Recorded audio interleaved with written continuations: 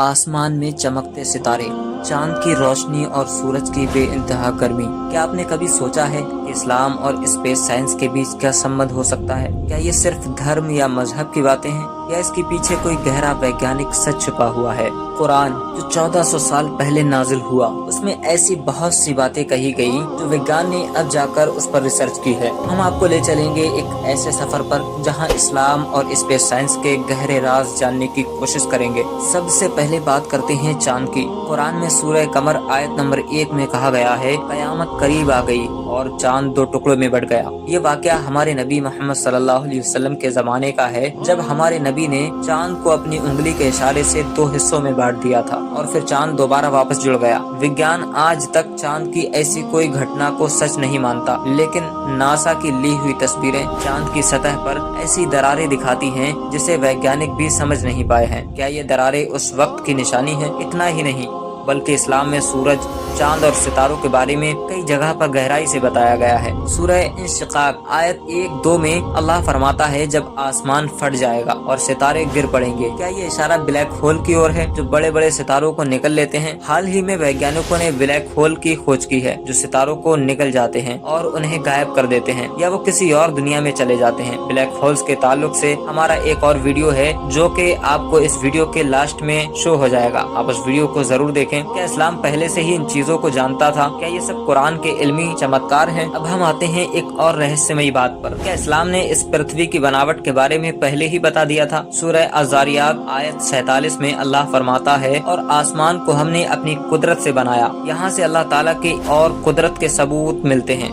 और इस आयत की एक तफसीर ये है कि हमने आसमान को अपने दस्ते कुदरत से बनाया, और बेशक हम इसे इतनी वुसअत देने वाले हैं कि जमीन अपनी हवा के साथ इसके अंदर इस तरह आ जाए जैसे एक बड़े मैदान में गेंद पड़ी हो, और जमीन को हमने फर्श बनाया। इस आयत का मतलब ये है कि अल्लाह ताला ने जमीन को फर्श बनाया कि जमीन इस कदर फैली हुई है कि गोल होने के बावजूद फर्श की तरह बिछी हुई मालूम होती है। ना तो लोहे की तरह कठोर है कि उस पर चलना फिरना मुश्किल हो जाए, और न पानी की तरह पतली है कि मखलूक उसमें डूब जाए। ये रब ताला की ताकत की बड़ी दलील है। 20वीं सदी में एडविन हबल ने एक्सपेंडिंग यूनिवर्स का नजरिया दिया, लेकिन ये बात कुरान में पहले से ही मौजूद थी। क्या इस्लाम में मौजूद छिपे ये राज सिर्फ इत्तेफाक हैं, या इसके पीछे कोई अनदेखी सच्चाई है?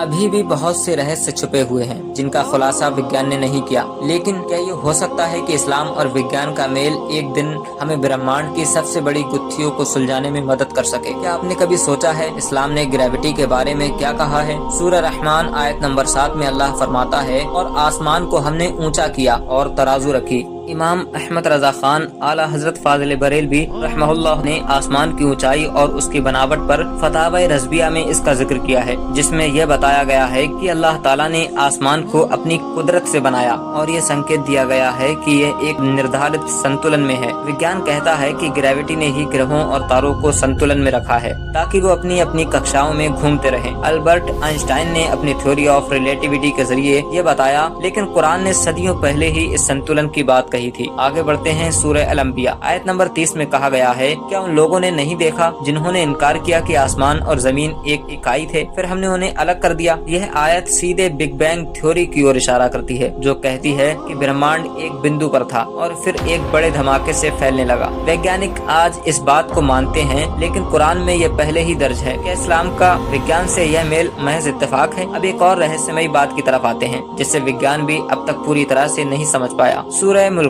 आयत नंबर 3 में कहा गया है, वह जिसने एक के बाद एक आसमान को बनाया, तुम उसे किसी भी खामी से खाली नहीं पाओगे। आधुनिक खगोल शास्त्र बताता है कि ब्रह्मांड में सब कुछ सटीक गणना के साथ है, ताकि ग्रह और आकाश गंगाएं सभी एक संतुलन में हैं। लेकिन क्या कभी ऐसा हो सकता है कि ये संतुलन टूट जाए? वैज्ञानिक कहते हैं कि एक दिन ब्रह्मांड का अंत होगा, जिसे बिग क्रंच या बिग रिप कहा जाता है। लेकिन इस्लाम क्या कहता है? कुरान में कई आयतें हैं जो कहती हैं कि कयामत के दिन आसमान फट जाएगा, सितारे बिखर जाएंगे और ब्रह्मांड का अंत होगा। सूरह अल-इंफितार आयत नंबर 1-2 अल्लाह फरमाता है, जब आसमान फट जाएगा और जब सितारे बिखर जाएंगे। क्या ये दिन वही होगा जिसे वैज्ञानिक बिग क्रंच कहते हैं, जब ब्रह्मांड खुद ही अपने अंदर समा जाएगा? क्या ये सच में हो सकता है? क्या इस्लाम और विज्ञान इस नतीजे पर साथ आ सकते हैं, या ये दोनों रास्ते अलग अलग हैं जो कभी नहीं मिलेंगे? अब तक हमने बहुत से सवाल उठाए, लेकिन इनका जवाब वक्त ही देगा। लेकिन एक बात तो तय है, इस्लाम और विज्ञान के बीच का ये रहस्य हमारी सोच से भी ज्यादा गहरा है। ब्रह्मांड में छिपे ये राज कब तक छिपे रहेंगे? शायद आने वाले वक्त में इंसान इन गुत्थियों को सुलझा ही लेगा। तब तक ये सफर जारी रहेगा।